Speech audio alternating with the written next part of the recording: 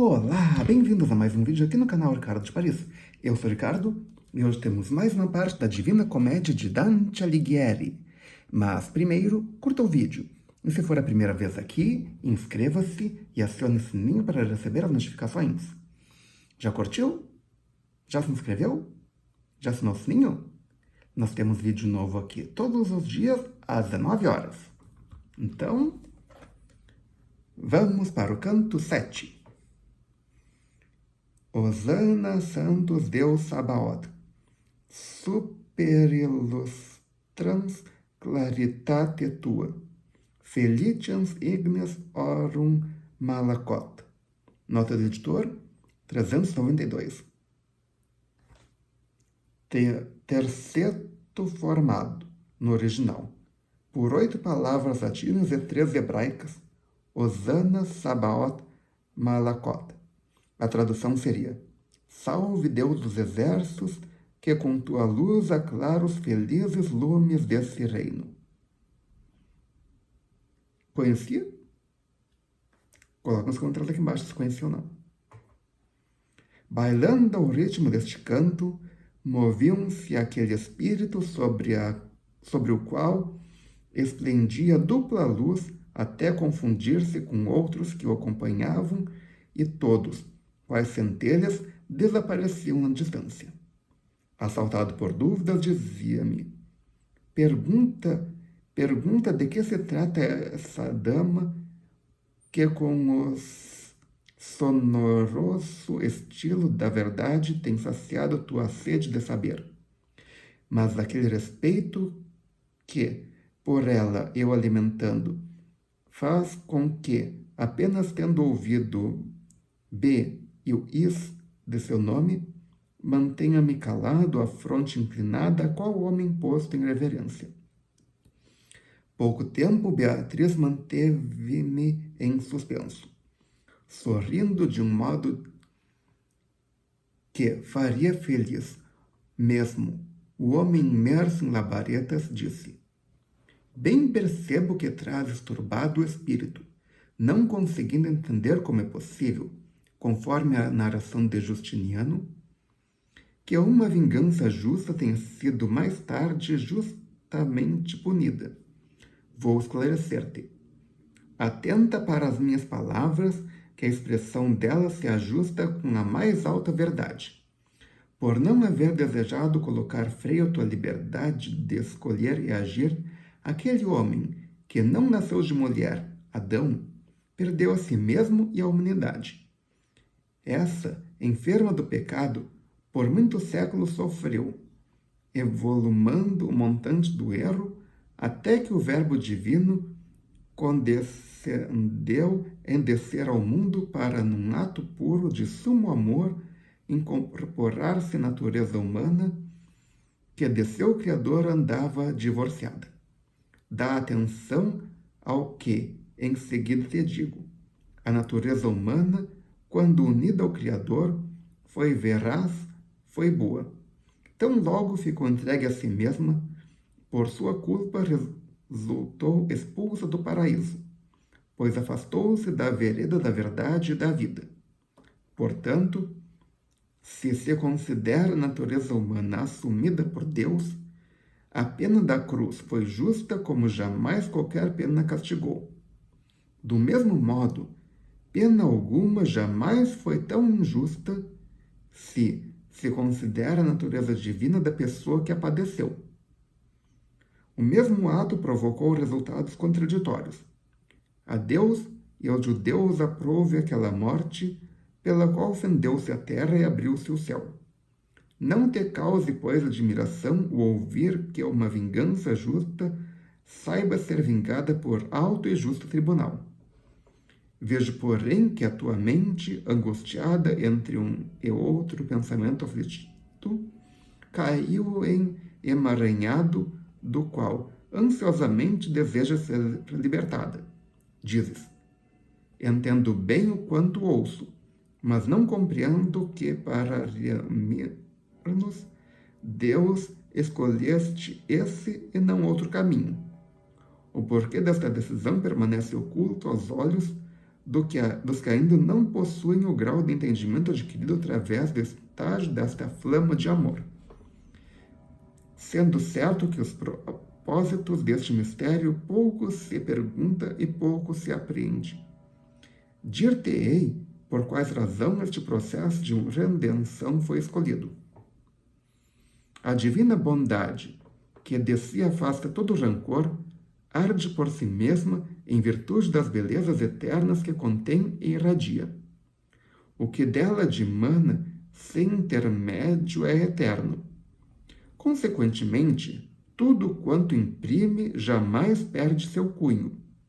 O que nasce desta fonte é livre, não está sujeito a influências de outras substâncias. Mais lhe agrada o que mais lhe assemelha. Por isso, aquele santo ardor que reveste os objetos criados está mais presente nos objetos que com ela mais se parecem. Toda esta graça é repartida entre os homens. Se um, porém, a deslustra, perdendo-a, logo se verá baixado em sua condição, originalmente alta e nobre. O pecado é que faz descer o homem que, não mais guardando semelhança com o sumo bem, não mais reflete o seu lume. Nem pode recuperar a dignidade primitiva se, com justas penitências, não espiar o acúmulo dos pecados. Quando a natureza humana pecou, pela ação dos primeiros pais, foi-lhe retirado aquela dignidade e, ao mesmo tempo, o paraíso.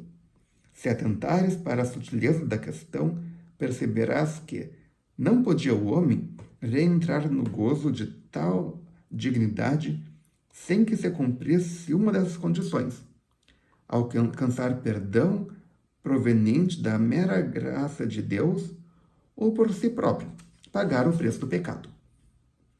Procura agora alcançar a profundeza dos desígnios divinos, seguindo atentamente as razões que seguirei exemplo. Respondo. Sendo limitado seu valor por decaído, não poderia o homem oferecer-se jamais como justo holocausto, incapaz que é de adquirir a humanidade necessária. Tanto quanto elevar-se enganosamente ele desejara, deveria curvar-se então. Eis porque não estava o homem em condições de remir a si próprio. Portanto, a Deus se impunha, por seus meios, restaurar o homem na plenitude da via íntegra, ou por sua bondade, ou por sua justiça, ou ainda por ambas. Mas por ser verdade que a obra tanto mais satisfaz ao autor, quanto mais reproduz as virtudes do coração que a tenha ideado, esforçado e amoroso, a divina bondade, que em toda parte transparece, podendo proceder em prol da redenção, por um dos mencionados, quis combinar ambos os caminhos. Nem sempre a noite do juízo final e o dia da criação do mundo faz-se ato de grandeza igual, seja no campo da justiça, seja no da piedade.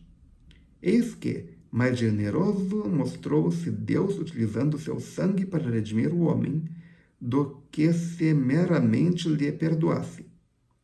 Outro processo empregado não bastaria a aplacar a alta justiça, necessário se fazendo que o Filho de Deus, humilhando-se, quisesse revertir-se de carne humana, a fim de que toda esta doutrina bem apreendas, insisto em um ponto procurando, vejas tudo isto tão claro quanto vejo que, empenhadamente, te vou dando explicações.